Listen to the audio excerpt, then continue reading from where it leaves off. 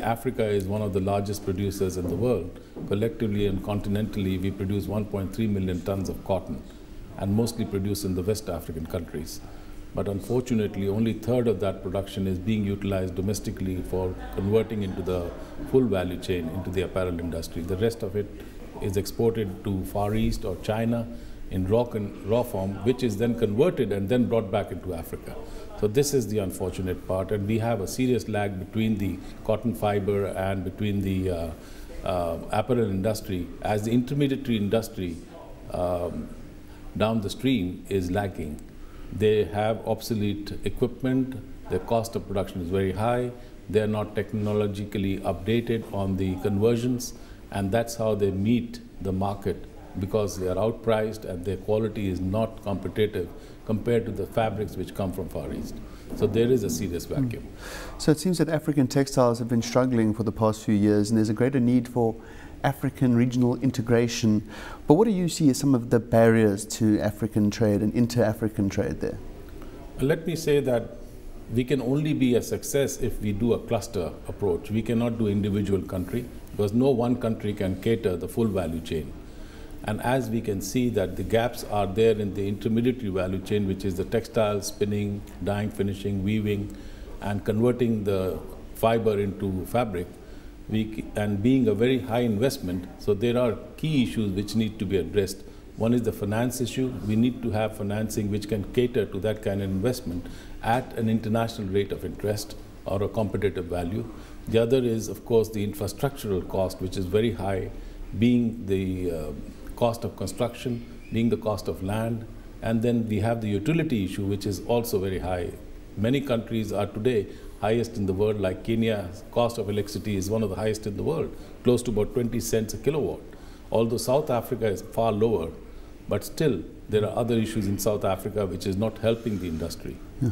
Electricity in South Africa is definitely increasing. Yeah, it's increasing. ACTIF, they seem to be doing work with some other regional trade organizations, SADC and COMESA. What can you give us an idea what's happening there? Well, these trade organizations have collectively developed a representation of their member countries to see how they can develop investment, competitiveness for those countries, and ACTIF, representing the private sector, brings those issues to those organizations to take up with the national governments of their members to see how they can really develop a competitive environment for investment. And we have signed an MOU with COMESA, we have signed an MOU with East African Community, and we are also working towards signing an MOU with SADC.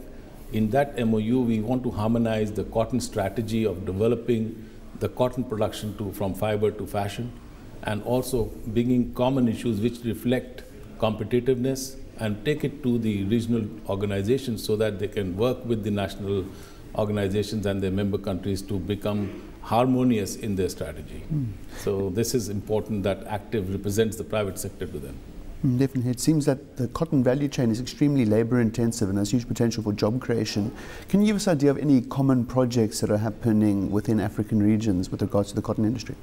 Well, it's interesting that you asked that, because Ethiopia is one country which has become a very conducive environment for investment. And of late, in the last 2 years, close to $200 million of investment have just come into the clothing industry of Ethiopia, and especially in the intermediary value chain. We can see that what they were exporting 5 years back, close to $15 million, has now reached $100 million into export US market. Their projections are that by mid of 2015, they'll be touching $500 million export. For that, they have brought in instruments which help in investments. They've brought in a conducive policy. They have given infrastructural support. They have given an environment for a manufacturer and exporter to build capacity and competitiveness by bringing institutional support. So Ethiopia, I would say, has really done a great job for developing the cotton value chain. Outside that, there are many other countries which are putting that initiative, including Kenya, Madagascar, Mozambique, and Lesotho, a little bit of Swazi, but unfortunately we don't see much happening in Southern Africa, especially South Africa. Touching on South Africa there, so you said that South Africa was once a big producer of cotton, but that's not the case anymore. But seeing that cotton is so labor intensive and that South Africa, we have so desperate need for jobs, why is it that you think we haven't taken to cotton farming? Well, those are two key issues which reflect the approach here for the farmers. Is that cotton was not a very interesting crop in the last 5 years, as the value generated from cotton was not enough for the farmer to sustain its cost. But over the last 2 years, cotton has become very important, and it has become of a value crop and actually becoming a food security for the farmer. But unfortunately, the South Africa government is not taking that initiative to the farmers and helping them to develop the cotton production back from their cash crop production.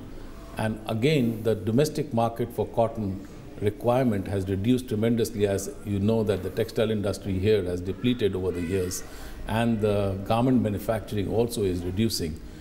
I can only say this, that there is a lot of potential. It can give a lot of opportunity of employment if the initiative is again taken back by the government to see how they can bring the cotton back, as there is a lot of demand in the region and domestically. So it needs a lot of assistance by the government, support of the private sector, and be able to supply in the regional market. I think that's what is needed to recover the loss of cotton production. Now, ACTIF is deeply involved in terms of promoting Africa's competitivity in terms of their textile industry. What other core functions does ACTIF have in terms of promoting our textile industry in Africa? Well, our main objective of ACTIF is on the 4 pillars. One is advocacy. We represent our members' interest into the national government and the regional organizations like COMESA and EAC, representing the issues which reflect their competitiveness to build policies.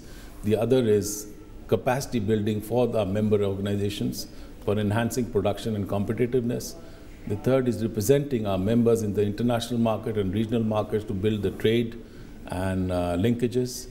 And of course, the last is to bring investments from overseas, specifically from countries which are developing and have evolved over the years, like China, India, and other countries who have come into now becoming the world leaders in cotton and full value chain producers.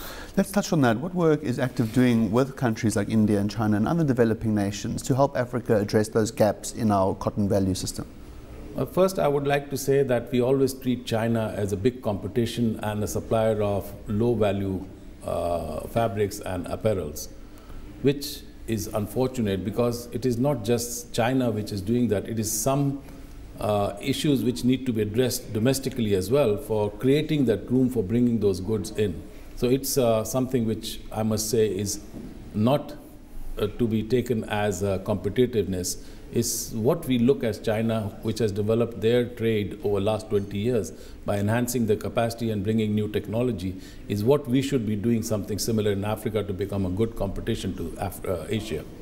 Yes, over the 5-year period, China has also grown in their national demand for their own self, for the cotton fiber, and then there has been a cost increase in China. So the differential between China and Africa has reduced, and Africa can be more competitive for supplying the apparel in the world market and regional market.